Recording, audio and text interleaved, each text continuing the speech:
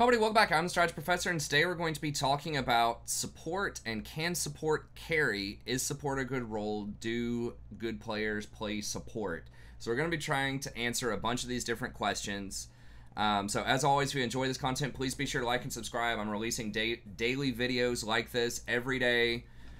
We stream every night starting around 11 p.m. Eastern Standard Time, usually go till about 4 a.m.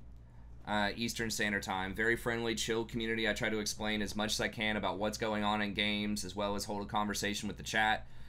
And we have lots of other backlogged guides, coaching sessions, tier lists, patch notes, all sorts of content on the channel, and be sure to check it out. And just for reference, I'm currently a D4 support main, and I've been as high as a D3 support main in the past, so that's kind of the perspective that I'm coming from here. I've also spent the last 2 months or so just practicing jungle as a secondary role, so I can kind of compare support to jungle.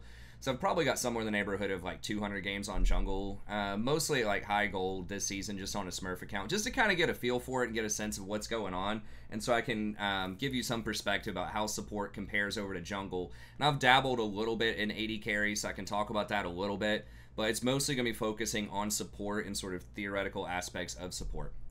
So what inspired me to do this video is there's a lot of misperception about support out in the community, and Nice, a content creator that I really like, by the way, so no flame on Nice, good guy. He does a lot of other informational content, so be sure to go check him out. Also, I think he's an Army vet or something, a little bit older. I'm not a vet, but you know, he's probably in his 30s. I don't know his exact age. So he's a bit older and he's a bit more mature. He's not screaming and memeing. He's, you know, measured, well thought out, and I think he was Challenger at some point in the past. I don't know what he is these days, but anyways, he made a video that was commenting on LS's video. LS's Last Shadow. He's a Korean commentator and a high-low Korean player who is very outspoken about a lot of stuff, and he thinks that support players are really bad and that you can't climb a support and no one should play support. And then Nice said that he largely agreed with him, and in his video said that support players are usually much worse than other players, and that it's hard to climb a support and all this other stuff. So check out those videos if you're interested to sort of see the perspective on that. And that's not an uncommon thought, right? There's a lot of people out there that think that. So I want to give you my perspective. I think that is very false and misinformed, and I'm going to tell you about you know, just my perspective on support, and I think why support is one of the better roles to climb with in solo queue. Maybe not necessarily the best, it depends, but I think it certainly can be. It's my best role to climb with, but let's go through it. So let's talk about, why is there this conundrum? Why is it so difficult for people to understand that supports carry? So I want to start off talking about, can a support carry? Like, what's the paradox here? What's the conundrum? What does carry actually mean? How can a player in any role carry? How does support sort of meet those criteria for carrying? And then why is there this misperception about supports? Okay, well, if you'll notice how a lot of people talk about supports, and you think about it logically, there's a lot of contradictions. So there's three that kind of come to mind here, right? Support is easy, but no one recommends support to climb. So everyone says that support is an easy role, and yet you never see any of these channels doing like best tips to climb to Challenger and all this stuff. You never see them like recommending that you should play support. And a lot of these unranked to Challenger accounts, you almost never see the people doing that playing support. There's probably some out there. No one recommends support. A lot of boosters, you don't see them playing support unless they're duoed with somebody else like the AD carry. So if it's so easy to climb as support, then if it's such a brain dead role, then why don't more people just do it? And why doesn't support have a much higher win rate? I mean, support has about the same kind of win rates as other roles. If you look, there's some stuff that's like 53 here, 52, 53. But that's not much higher. Like, there's some 80 carries that are around 52. You know, there's, you know, several mid laners that are going to be around that level as well, 52 to 53 range. So it's not that far out from other roles. It's about the same, like, win rate for the top end champions that play there. So that just doesn't make a lot of sense. Why more people wouldn't do it, why more sort of all caps videos and guides wouldn't recommend support if it wasn't the easiest role to climb with. And then there's this other contradictory thing. So they say it's easy, but it's too team reliant and it can't carry. So it's a simple role, it's easy to do, it's easy to understand, but you're not able to climb, you're not able to carry because it's too reliant on the team. So that's kind of like the opposite of the previous one. But once again, there are good win rates, you know, on a lot of supports here. right? So it can definitely carry, it can definitely win. It's easy, so anyone can do it, but yet it's also the least represented in the top 50, almost always. There are some metas where there are some supports that are kind of up there a little bit. I don't know what's up with some of these ads over there, but I think that's Carmen Electra. Anyways. But you don't see it, right? Like, it's such an easy role. Well, where the hell are all the supports? Like, I don't know what Boubet Joie is. I know that Vulcan was up here at number 2 for a little while, but he's kind of fallen off.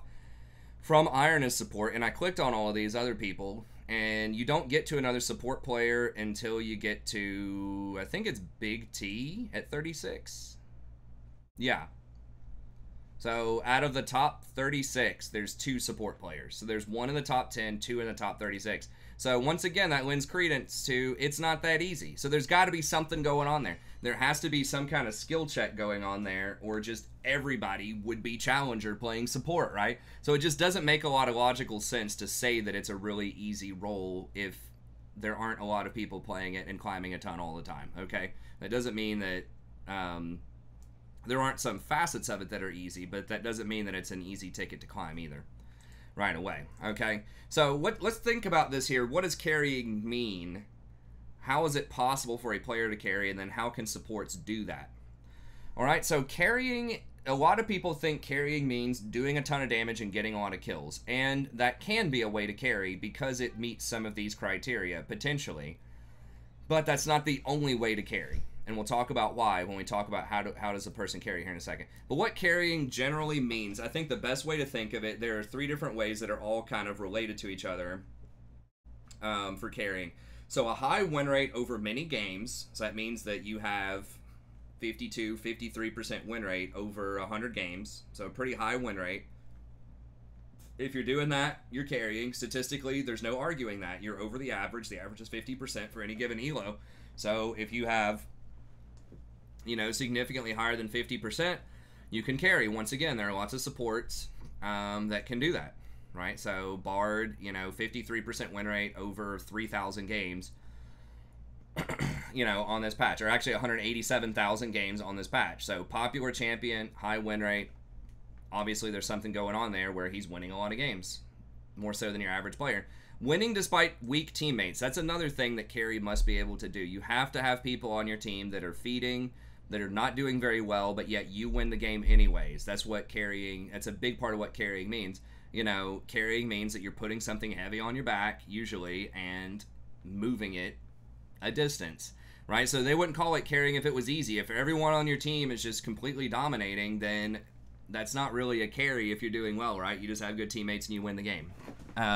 So you have to be able to win despite weak teammates. And if you want to climb, you got to win with weak teammates. You're not going to have a good game, or you're not going to have a good team every time. In fact, statistically, even if you win your lane every single time, which is not going to happen, but even if you're outperforming the other support a very large portion of the time, then it's still going to be 50-50 on your teammates, unless you're duoed. Right? So that means on average, you're going to have 2 people on your team that underperform 2 people on the enemy team, and you're just going to have to win despite that. And a disproportionate influence on games. So this means that you are doing stuff that specifically is allowing your team to win, that's above and beyond what other people are doing in your game on a regular basis. So you're having an outsized influence on the game. Okay, so how can a person carry? I think there are 4 major ways that a person can carry in League of Legends. So once again, get a high win rate and basically win games with weak teammates, have disproportionate influence on games. Okay, so number 1, and the most obvious one, is gold equivalencies. So the easy one is kills. You get a lot of kills, you do a lot of damage. People look at the charts, it's like, okay, you're generating a lot of gold and power, right? You're doing a lot of damage. The purpose of gold is typically to do a lot of damage, or to increase your champion's ability to do damage or to prevent damage. Or, I mean, sometimes it's to get information or position with certain items like Umbral Glaive and some other things, but usually that's what it leads to. So you're getting good gold equivalencies. So you can get gold through kills, you can get gold through assists, you can get gold through objectives. So getting things like Tower, Baron, Dragon gives the equivalency of gold and stats. And then just your stats that you have. So both the stats on your items and the stats that your champion comes with, and stat equivalencies. So stuff that gives you really heavy tankiness or really high base damage in your kit.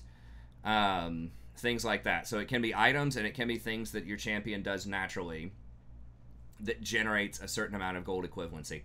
So gold, you can muscle around people with gold, and that's how you can carry a game, by generating gold equivalencies. Notice I'm saying equivalencies because it doesn't mean you literally have to have the most gold in the game, right? If you're doing something that negates a ton of the enemy's capabilities, right, or you have a lot of CC or something like that, that'll get into positioning here in a second, that can lead to gold equivalencies. Or if you have a super efficient item like Ardent Sensor that costs 2,300 gold, but then you're getting 5,000 gold in value out of it, you know, you're generating 2,700 gold equivalency for your team, even though you may not have that 2,700 gold on your stat sheet. We'll talk about that more with support itemization here in a second. But you're generating a large amount of gold equivalency. Another way to carry is information, and this is very important. This is something a lot of people don't think about. Wards, pinging, shot calling, okay? So a lot of games are won based on information. Somebody gets picked in a bush, you know, enemy team gets Baron, that's the game, probably. Or, you know, somebody gets picked, and then, you know, they start running everybody down, killing everybody else. Someone steps out of position, you know, on vision. They initiate a fight. Everybody else gets, you know, baited in this fight and win. So vision matters a lot in every game. So, and information in general. So warding is the obvious one where you get vision, you get information that way. But also just pinging stuff, right? Just pressing tab, pinging different items, pinging cooldowns, pinging flashes, pinging ultimates, you know, pinging to let your team know, hey, we don't want to fight them right now. They have a completed Blade of the Ruined King. All we have is a BF sword. Don't do that. Or, hey, be careful. Diana has a death cap. She's coming into this fight right now. Pinging missing. Hey, mid lane's missing. Back up.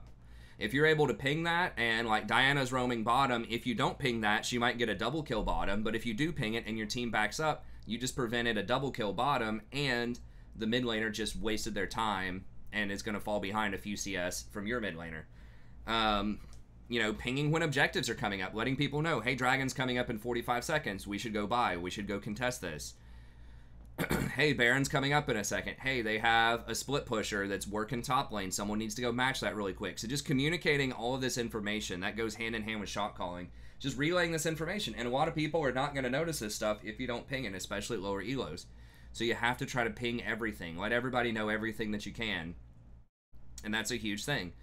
And that takes... we'll talk about this more with supports in a second, but that takes mental, like, focus. Like, it takes capacity. So the fact that you're not having to focus on CS as a support gives you more freedom to focus on the minimap, to focus on the tab and the items, and you can ping stuff.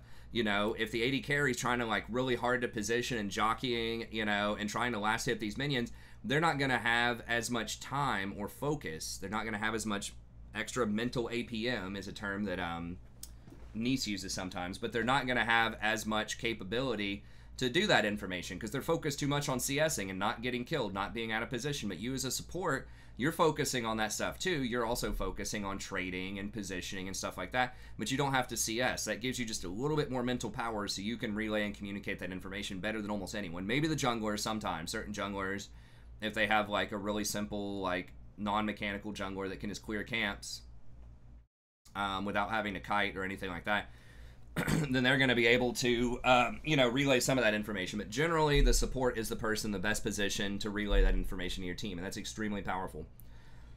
Positioning. So this is another way that you can hard carry games. Roaming is a big one. So if you're able to, you know, roam and help your jungler invade, help protect scuttle crabs, maybe roam middle and make a play middle, just be able to get around the map and do stuff, be in the right place at the right time, that can be huge.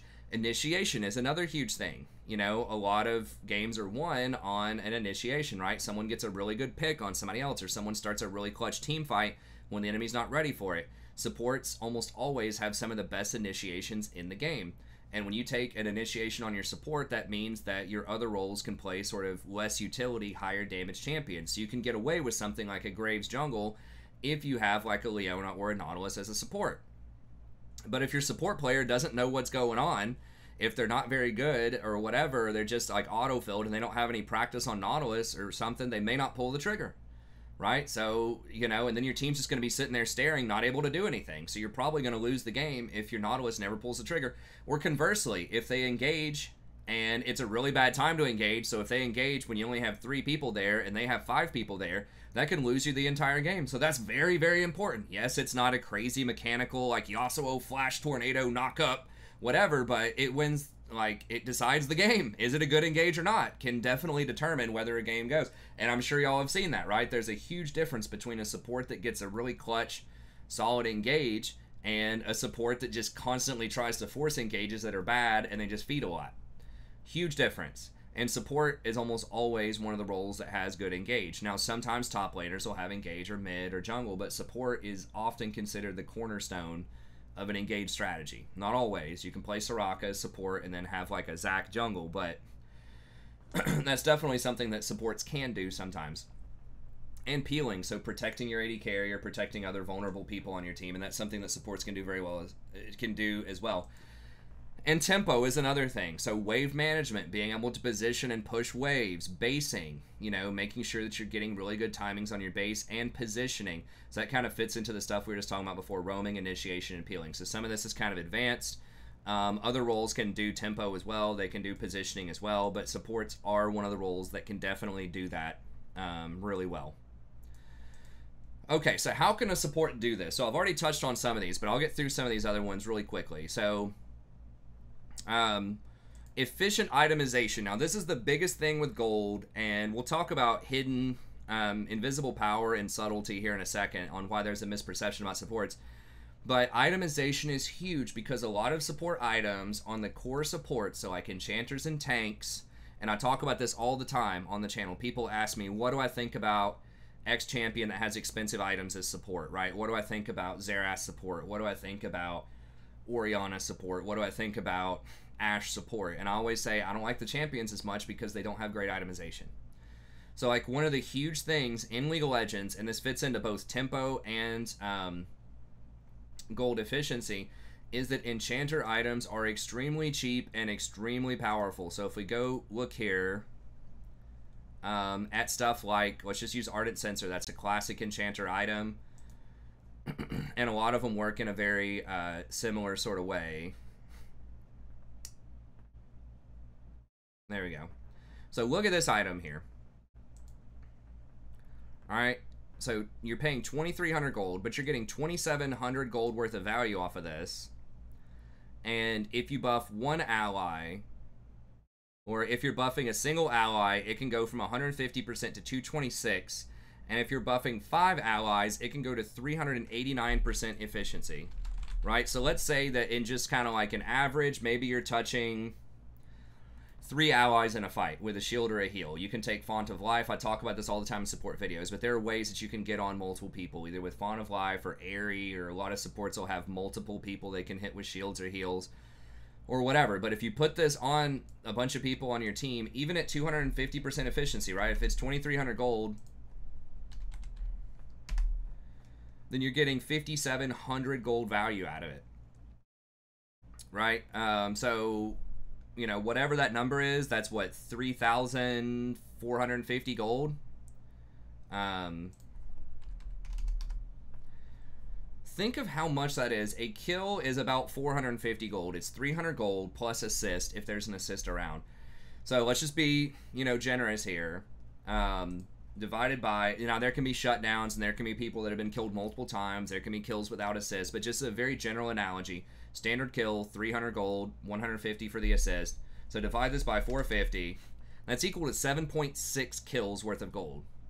So when you're something like a Janna or a Lulu and you buy an Ardent Censer and you're in a team fight and you're getting 250% efficiency on your single item here, that's like you're bringing 7.5 kills to the team fight.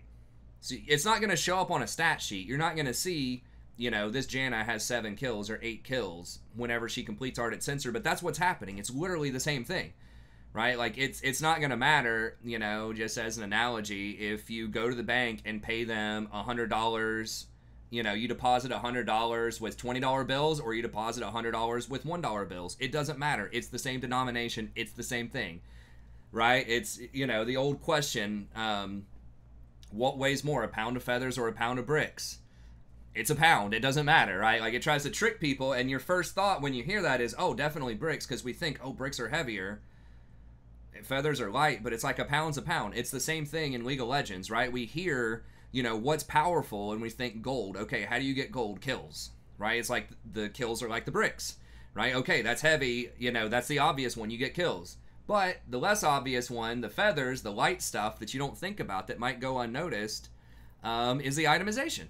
And enchanters have some of the most ridiculous itemization in the game. That's why when they get played in solo lanes, most of the time they get nerfed. People ask me, why'd they nerf Sona top? Why'd they nerf Soraka top? Riot just hates supports. It's like, no, Riot hates overpowered things. And, like, enchanter itemization's overpowered. Like, it's too good. And this, it's not just art and censor. Like, I've done videos on this, and I'll do an updated guide on itemization soon, so stay tuned for that. But you can watch some of my classic videos, and it'll explain this pretty well. All of these items give crazy value. Like, Redemption, you know, all of them give north of 200%. Redemption, Athene's. Mikhail's is a little bit less. That's hard to quantify. It's like, how valuable is... it depends on how well you use the clear, but if you count that as like a QSS, which is worth about 1,300 gold, and that's why, like, most AD carries are going to buy it. Now, that doesn't include... that doesn't include the mana regen, or the magic resist, but even if it's just like 1,000 gold, right, like the value you're getting off of this is 2,900. If you take it up to, let's just say 4,000, it's worth 1,080 gold for a QSS effect. This in some senses can be better than a QSS. Now, QSS does remove suppressions like Malzahar ult, Skarner ult, and stuff like that, but this gives you extra movement speed, 40% movement speed if you cleanse something. So they both bring their pros and cons, but if this is like 4,000 gold, right, if you consider this to be like at least 2/3 of a QSS, Quicksilver Sash, for those of you playing at home, that's, you know, 190% efficient, so it's close to 200%. So, like, all of these items are very, very, very efficient. And what does efficient mean? It's gold. It's gold equivalency. So that means that you're giving your team free kills in team fights, especially, where you can affect multiple people with redemptions, multiple people with all this other stuff. I mean, Garglow, now this is something that other people will get, some like tanks, and sometimes other roles will get as well, but it's 121% efficient, not including all the health that you get. So getting that, you know, bonus health for 4 seconds is basically going to negate, you know, at least 1,000 damage or more in a lot of situations. This is going to be 200% efficient as well in a lot of situations. But you compare that to a lot of, like, AD items, right? Compare that to something like Sterix, just something real simple here. You know, this is only 37% efficient, and then, you know, it can scale up and go beyond that, but it's not going to go much more than like 100 to 130% efficient. Infinity Edge is like 112% efficient. If we just click on Phantom Dancer here, you know, what is this going to be? This is 88% efficient. You know, Runin's Hurricane is going to be 90% efficient. Now, yes, these do have passives. These give you a lot of value and blah, blah, blah, blah, blah. Yes, but Enchanters just, it's more. Trust me, it's more. Once again, I've got videos that break all that down. But Enchanters are routinely 200% efficient. They all stack with each other really well. It's just super strong itemization. And so that brings you a lot of extra power in gold, and it's tempo. So you're going to be able to complete your big items faster than most other roles can complete their big items. Right? Now, part of that is because Enchanters get a lot less gold, but if you get kills or you get assists, you can really be off to the races. You can get your Athenes, you know, while the enemy AD carry is still working on their Infinity Edge, right? And so this is going to give you the power. If you're fighting over Dragon, and a lot of high elo players will tell you this, early in the lane and early objectives, it's the support that's going to control the tempo on most of that. Because they're going to have really high base efficiency, either base stats if they're a tank, or they're going to be getting these enchanter items that they can get really quickly, and they're going to be able to control the tempo of the lane in early fights. ADCs, a lot of times, don't come online until, like, 2 items minimum. Now, sometimes, yes, Draven can take over, Jen can take over early, sure, a lot of that happens, but a lot of it comes down to the supports in the laning phase. And if you play ADC, you'll know there's a huge difference when you have a good support and a bad support. But yeah, it's tempo, so you can get online faster, you can make plays, you can roam really efficiently, you can contest early dragons. And consistency is another huge thing.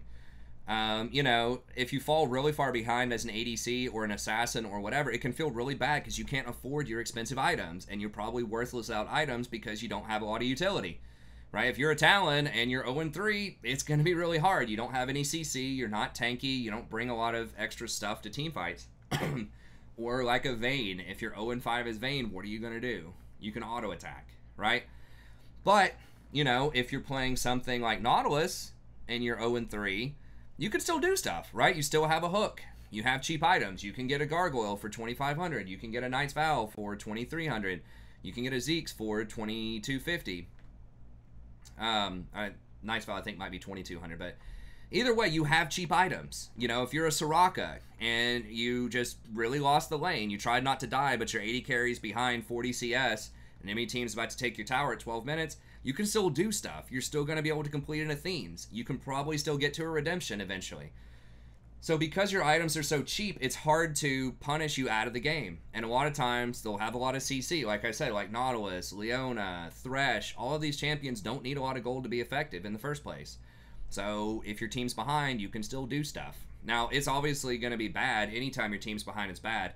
I'm just saying it's less bad if you're playing something like Nautilus or Thresh and you're good on those champions if you fall behind early than if you're good on something like Talon or if you're good on something like, you know, Jax and you're really far behind early. So they can get back into the game. Versatility. So you can play around different people who are really strong on your team, right? And that goes to sort of like the consistency and tempo. So if your ADC is 0-5 and, you know, you're playing Rakan, you don't have to play around your ADC. No problem. Build items for your mid lane Diana, who's 5-0. Okay, so maybe you were thinking about building an Ardent Censer second for your Vayne, but she's 0-5, she's not doing very well. All right, no problem. Let's get a Shirelia's and play around your Diana, or play around your Darius top lane, or let's double down on our team fight. Our Rumble's really fed. Let's get a redemption. You know, you have all this versatility in your itemization. You can play around different people who are doing very well. Now, some supports are better at this than others, but a lot of roles can't do that. You have a very set item path, and you're kind of playing for you. You don't have a lot of shields you can put on other people. You don't have a lot of utility that you bring to fights. So you can kind of choose who you play around. Now, junglers have some of these capabilities as well, but supports do have that kind of versatility. And a lot of team fights can be dictated by the supports. Once again, by the CC you're applying. A lot of the enchanters really shine in team fights because they can hit multiple targets with a lot of their abilities. Multiple target redemption, multiple buffs for Ardent Censer, multiple people you can heal with, like your Janna ultimate. You know, just a lot of the enchanters are very, very good at team fights. So a lot of times team fights can be dictated by the enchanters, and especially the use of those big items like a redemption, Ardent Censer, Athene's, things like that. So that's one way that you know, enchanters can carry. And a lot of this is hidden. Once again, people don't think about this. They don't think about, oh, Soraka's powerful because she can play well when she's behind. Oh, Janna's really powerful because she buys very underpriced, very efficient OP items. Okay. Or, oh, one person on their team is feeding, so you can carry by helping someone else who's doing really well on your team, right? You have the ability to play around different people, whereas a lot of roles can't do that. So those are just some hidden things people don't think about a lot. And then we have vision. Now, supports are the kings and queens of vision, right? Because you're the one who gets the vision ward. Now, things like Fiddle can be good with vision control. Stuff that gets Umbral Glaive in the jungle can be good with vision control. But a lot of it's going to come down to the supports, right? And vision is power. Vision is the most powerful resource in the game because even if you're behind in gold, if you get the jump on someone in League of Legends, unless they're just like absurdly fed, you're probably going to win a lot of times, right? So like I said earlier on, a lot of games are won or lost based on who gets the first strike, right? So if you have really good vision and you put a lot of pressure on Baron and they have to come up and face check that, even if they're ahead like 3,000 gold, if you get the jump on them with Rakan, you know, maybe they're really fed. Graves jungle is coming up to go check that Baron. Maybe he's 7-0. Not going to matter when you jump on him with Rakan, CC him, and 4 people on your team just dogpile and kill him, right? So vision is key for making comebacks like that, but also just to help your team like make good decisions. And information is so important, like we just talked about before. So if you can just get deep vision, get vision on their camps, you know, ward their raptors, ward their red, ward their golems, that tells your jungler and the rest of your team where they are, and they can adjust, right? So if Graves is on the bot side, if the enemy Graves on the bot side and you know that, then your jungler can go over there and invade him. If your jungler is ahead and make a kill on him, maybe you can go there too as a support and tag team him. Your top laner will know, okay, he's bottom. This is Darius versus Garen. I think we can kill him with an all-in. Now that I know where the jungler is, now that I know it's a 1v1, I can go all-in and kill him. Or your mid laner can say, hey, I was gonna all-in, right? Like, this Graves is on Raptors right now. I was thinking about all-inning as Yasuo right now to try to kill this Syndra. But now I see Graves right there on Raptors. I'm not going to do it because I know he's going to flash over that wall and turn this fight around, right? So it's just immensely helpful. Even just like at higher elos, just tracking jungle camps, just knowing what their clear timer is. You know, maybe you don't actually see the Graves in the bottom jungle, but maybe your jungler warded the top side of the jungle and you warded the bottom side as a support. You see there aren't any camps top and there are 3 camps bottom. Your jungler is going to know, hey, he's going to go bottom because that's where his camps are. And so maybe Nidalee gets in there first, knows he's going for red buff, and then, you know, intercepts him and kills him at the red. So, or, you know, maybe you see that their jungler's top side of the map, and your jungler's on the bottom side of the map, and you say, all right, free dragon, let's do it. Go get the dragon because you know where their jungler is. So vision is supremely important, and there's a huge difference in supports and how they do division. You know, a lot of people who don't play support may not ward very much at all, or they might do these little dinky shallow wards in the river and not go for deeper vision. So an example of this might be you push them in, right? Like you just got a good trade with the enemy. You're playing Rakan. You just push the wave into their tower. You know, your ADC's backing. You know the bot lane's backed.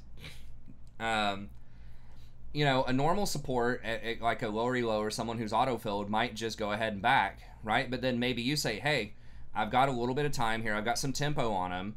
I'm going to go ward their camps up. So then you just go walk in their jungle, drop a bunch of wards in there, and then back, right? So yeah, it costs you, 15 seconds to go do that, but maybe, maybe that's going to be worth it. Whereas, most normal or auto-filled supports aren't going to do that. They're just going to back. So that can be a huge difference, right? Because you get that information and that gives you tempo and it gives you vision. That gives you the ability to make plays and to shot call and communicate more information to your team, which ultimately will win you a lot of games. So many games. And it's not like people don't realize it. They're not going to say, oh, good job on vision. I mean, some people will. Challengers will. But, people in silver playing with you aren't going to clap their hands for you and say, wow, man, awesome. You got those Raptors warded. You're not going to win any awards over that, but you are going to win games. Right, so people aren't going to appreciate it. They're just going to think those wards spontaneously appeared on the enemy red buff, right? They're not going to think, hey, I saw an opportunity to go get wards on that red and I did it. You might even get pinged by your ADC. Hey, why are you going and putting down vision? People may actively think it's bad. But at the end of the day, it's going to win more games. You're not going to get any recognition, but you're going to get LP, and that's what it's all about. That's what it should be all about. So yeah, that's a huge thing. Bot lane power, another way that you carry is just bot lane is really strong. Like, it doesn't have a lot of influence in the early game, I would say. And so bot lane can seem weak, but it's 2 players in the bottom side of the map. So if something goes south in the bot lane, usually that's 2 players that are going to be feeding or that are going to be behind in their build. You have dragon access, so if someone dies bottom or takes a bad trade bottom, the enemy team's going to, or whoever got the better end of that deal is going to go get dragon. And variance, or ADC is probably the highest variance role. And what I mean by that is it's the most likely to be extreme. Either extremely worthless or extremely OP is going to be ADCs. And that a huge part of that is, I closed the op.gg, but you see a ton of ADCs near the top end of the ladder, like in the top 50. It's probably at least a third ADCs right now. And that's why a lot of challengers say ADC is OP and all this other stuff, because the ADCs get proper protection. They get time to scale. They get supports that are going to help them out with vision, that are going to peel for them and stuff like that. Because once again, if you've ever played ADC, you're going to know there's a huge difference in supports, right? The support that just AFKs behind you and doesn't do anything, and you can't really farm, and the kind of support that's just like completely takes over the lane, creates a lot of presence, scares the enemy, or just pokes them out. And then you basically, it's like you're playing against bots, right? You're just sitting there getting free farm. But ADC is the most high variance role. So, and a lot of that is because very few of them have utility. There's like Varus, Ashe, there's a few, but most of them are just a lot of damage and their item builds are very expensive most of the time. So when they don't have gold, they're worthless. They can't do stuff. You know, if you're a Vayne without gold, what are you going to do? You're going to auto attack people? You know, when you're 0-5, you're not going to do anything, right? But if you do have the gold, if you do have the items, it's like, oh God, what do we do about Vayne? She's 10-0. You know, she's got 3 items when everyone else is on 1 item. It just feels impossible to win. So, you know, ADCs have a hard time making their own plays to get back into the game too, a lot of them. So they're really, really reliant on supports. And if you're a good support and you make that happen, it's kind of like it's a double whammy, right? For the enemy team, because your ADC is going to be really strong and their ADC is going to be really weak. So it's almost like you're turning it into a 6v4 if you're playing the bot lane correctly.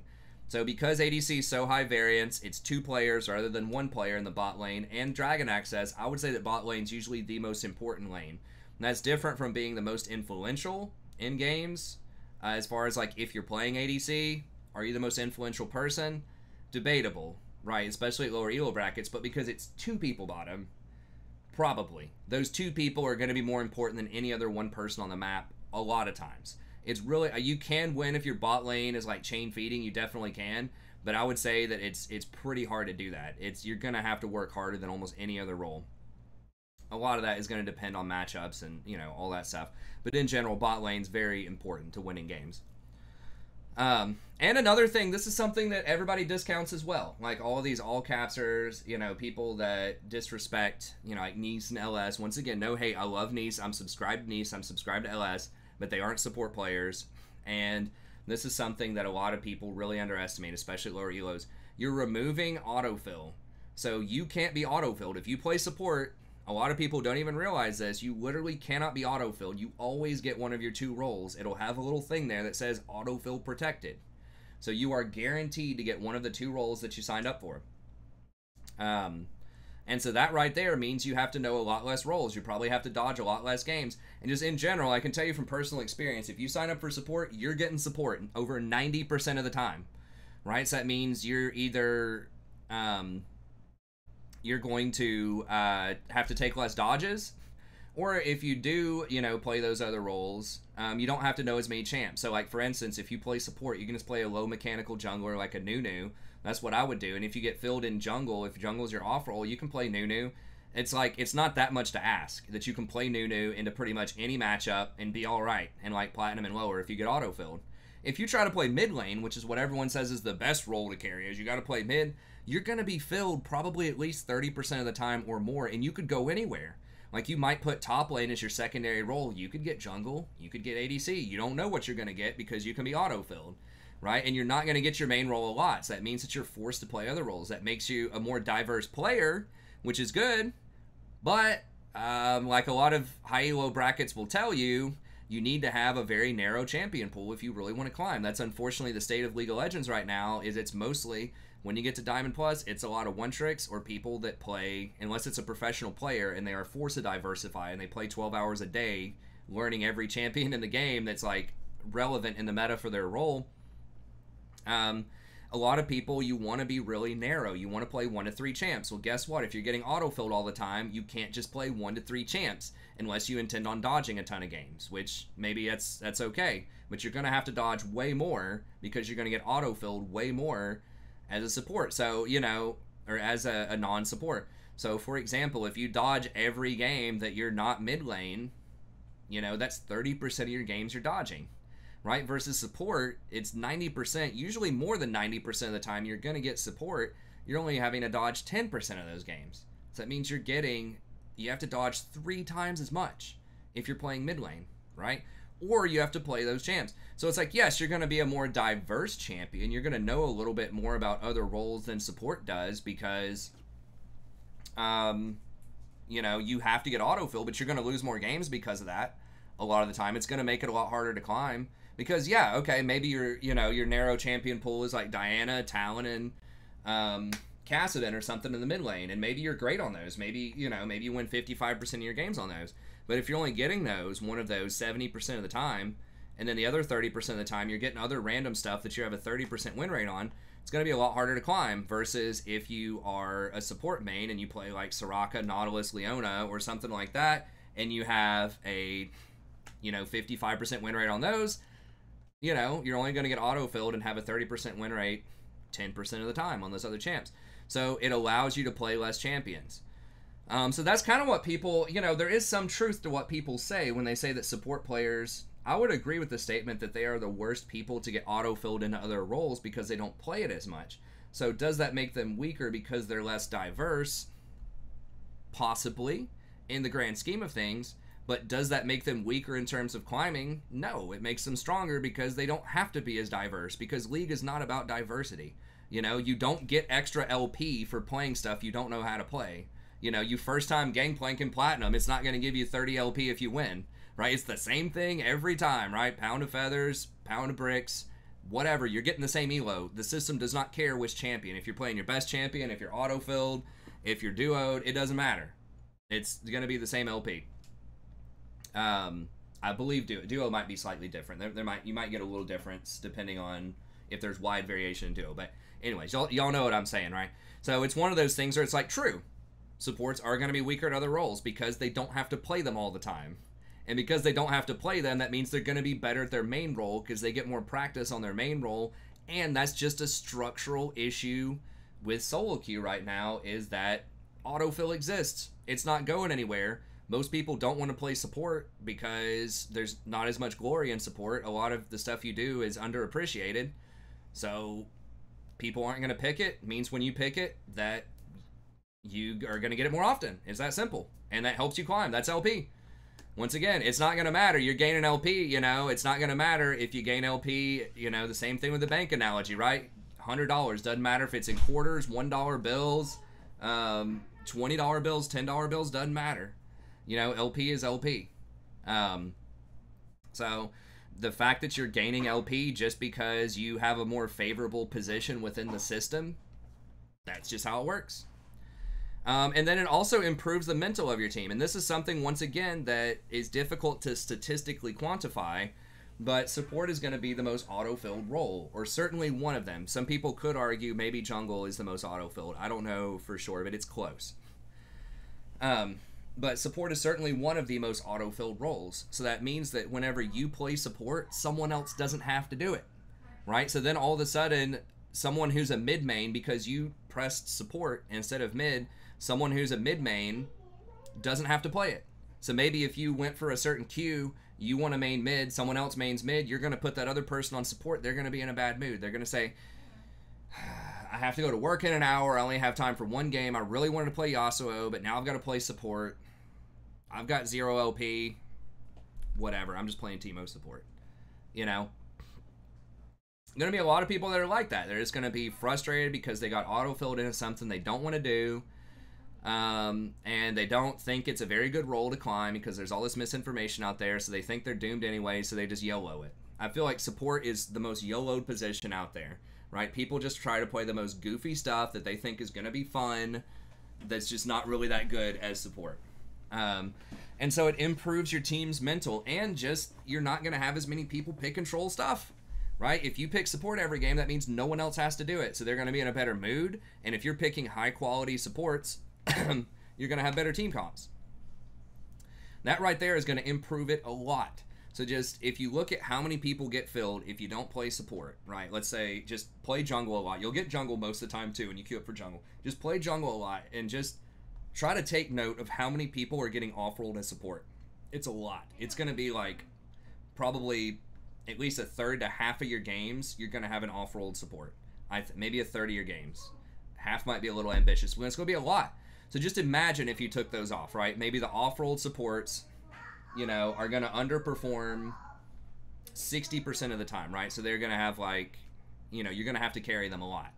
But if you take that away, then all of a sudden, if you're performing 60% better than the enemy supports, that's a 20-point swing. So instead of your support being at like 40% power because it's somebody who doesn't know what to do it, and then you play it and it goes to 60% power because you outplay the enemy support, it's a huge swing in win rate. I mean, once again, it's hard to quantify that, but that is massive. Someone else doesn't have to do it. So it's not only positive for you because you're not going to get auto-filled, you're keeping other people from getting auto-filled into support. You're helping their mental. You're helping your team comps. And this matters. Like, it's not just You know, something magical, like, ooh, it's better in the system. It's like, it matters. That translates into the games. People who are autofilled are more likely to rage. They're more likely to go AFK. They're more likely to be toxic in general. So your games will be a lot less toxic if you play support, because you're going to take that away from other people. Because how many games do you see where someone's like, I guess I'll play support. You got mid lane, but you better do all right in mid. You better win. And then you die twice, and they just AFK bottom. They're like, this idiot took my mid lane. Now he's feeding on it. I don't want to be down here. You know, I picked Gangplank support. I'm sick of this. I'm out. Happens all the time, right? Like, not all the time. Like, League is always toxic, but it's going to happen more than usual if someone's getting autofilled, right? Everybody knows that. It's not rocket science. So the fact that you're taking away those moments and removing some of the mental deficiencies of your allies is huge, and that's going to lead to a lot of wins. Once again, I can't put a number on that, but I'll tell you the number's probably pretty high. So that's nice. So the final couple of things I just want to mention here is I don't want this to be too long. But why is there this misperception? I've hit on this a lot, but I want to just finish it up. Just put a little bow on it here. Is why is there misperception? Why do people think that support is bad? Just to kind of reiterate and just sort of highlight. So we've talked about how it's good, how you can win, but why do people still think that it's bad or that you can't climb? Well, invisible power. This is the biggest thing, you know, and I've mentioned this, I think, earlier in the video a couple of times, is that a lot of what supports do are things that people don't think are important, but are important. They do win. Just because people don't realize it's important doesn't mean it's not important. Just because you aren't constantly thinking about, hey, there's oxygen in this room so I can breathe, or hey, my heart's pumping right now so I'm alive, it doesn't mean those aren't important, right? If your heart stops pumping, you're going to figure out really quickly that it's important, right? If there's no oxygen in the room, you're going to figure out really quickly why oxygen's important. So it's one of those things that we just kind of do. We just kind of, you know, just go about our lives and we just don't think about it. But there's all this stuff that goes on behind the scene that's really, really important. It's the same thing with support. No one's going to be thinking, once again, oh my god, that's awesome, we have vision on Raptors. Some people will, higher elo people will. A lot of people aren't going to be thinking, oh my god, that Janna just completed Ardent Sensor. There's a massive power spike. Now we have 7 extra kills worth of gold for this team fight around Dragon. No one's going to think about that. Or, hey, all this information keeps popping up, right? Someone keeps pinging when I'm about to get ganked, and I back off and don't die, right? Or someone just pings dragons up in 45 seconds. I have 2,000 gold. Oops, now I remember I need to go back and buy and get down to that dragon. Someone just pinged back and pinged the teleport on our top laner. Oh, I didn't notice our top laner doesn't have teleport for 30 seconds, so maybe we shouldn't fight this fight because it's going to be a 4v5. Or, hey, I was just about to engage, but crap, I just noticed that Diana has a death cap and our mid laner only has a lost chapter. Maybe we shouldn't fight this. How did that information appear on my screen? All of that happened because the support pinged it, right? A lot of the time. So it's just those things people take for granted. They just think, oh, that's just natural, it's just normal. All these pings come up and relay all this information. Or it just calls Baron, you know, just this voice from the ether just calls Baron, or calls this rotation, or just helps me push this lane so that I can get a better back timing, gets this vision for me. It's a lot of stuff people just don't think of. Or, wow, how did we win that team fight? I have no clue.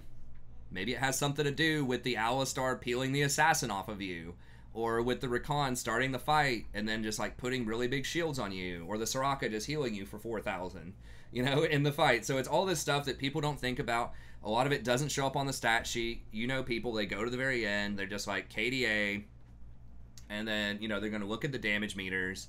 They don't look at the healing meters. You know, they'll say, oh, well, I guess we won the game because the Jhin on our team did 25,000 damage.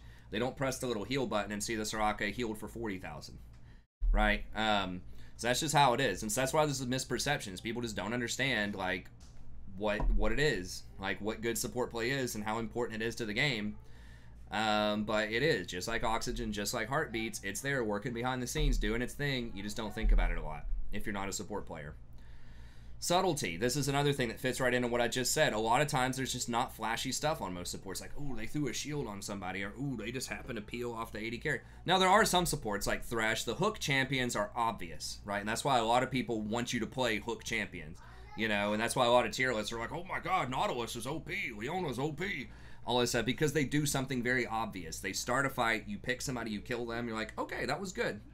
But like Janna, you know, Soraka, stuff like that, that's not as flashy, they're not going to be noticed as much. And, you know, a lot of times supports have low kill, low damage, and they don't do very obvious things like split push and take towers. You know, they don't sneak dragons or sneak barons or anything like that. So a lot of it's just very, very subtle. You know, some people might notice, oh, that Soraka is 4-0 and 36 or something. If you have like an extreme KDA, they might notice it. Or if you healed them, if you personally healed them a lot, they might notice it. Another thing is ego. You know, a lot of people say, you know, good mechanics plus hard work. If you can master Gangplank, or you master Yasuo, or you master Riven, that's what you got to do to climb. You master Rengar. People all the time saying, hey, is Rengar good to climb with? Should I be playing Yasuo to try to climb? It's like, well, probably not, because it's very inconsistent. It's like, yeah, you can be an awesome, you know, mechanical Riven player or Yasuo player, but if you don't have any macro, if you never rotate, you can win your lane every time and still lose game a lot. And there's a lot of people that do that, and they get very frustrated with it. They're like, oh my god, I can't win my stupid team. I go 3-0 and I'm up 30 CS every game, but, you know, always have this dumb bot lane that's feeding 0-10 every game. It's like, yeah, okay. Is there something you could have done to rotate to help them out? Is there an objective you could have taken? So some of those champs, it's like, yeah, you can be really, like, good mechanically on Yasuo, and you can climb, but I mean, you don't have to have good mechanics to climb. You know, Doinby was kind of famous for that a couple of seasons ago. He won Worlds, and he was playing, I think, pretty low mechanical champions, like Nautilus mid, and he just did it off of roaming and macro. You saw Crown. You know, he's playing against Faker. Faker's playing these mechanical champs. Crown's just like, I'm going to play Malzahar. Won Worlds, right, against Faker. So you don't have to do it. So why do people think you have to do it? Ego. You know, it feels good to say, hey, I practiced this really hard. I worked really hard on this. I made the sick outplay with Yasuo. And, you know, that I earned this win. I earned it. That Garen didn't earn it. That Malzahar didn't earn it. You know, they're just playing these stupid, like, brain-dead face roll champs. It's like, okay, they got LP, you didn't. You know, like, it's using another bank analogy again. It's not going to matter how you got that $100 you deposit. Did you get it, you know, making $5 an hour working in the fields all day? Or did someone just walk down the street and hand you $100 and say, here you go, man. Have a good day. It's not going to matter. It's still $100. You deposit, it's fine. You know, I get if it's like something illegal, obviously that's a bit different. You know, if you like selling drugs on the side to get it, that's a bit of different kind of money. But y'all see what I'm saying, right? Like, it doesn't matter. Like, it can feel good for you personally to make, you know, to seem like, wow, I played something mechanical. I made a really good outplay. It could be fun to watch. You know, it's more fun to watch Yasuo than something like Garen, I think, for sure. But when we're talking about if your goal is just to climb an elo, it doesn't matter how you get it. A win's a win, right? As long as it's not cheating, a win's a win. So if you get it on a low mechanical champion or you get it on a high mechanical champion, whatever. Right? Like, some high mechanical champions allow you to make certain kinds of plays and do certain kinds of things that some low mechanical champions can't do, but it's not entirely necessary most of the time.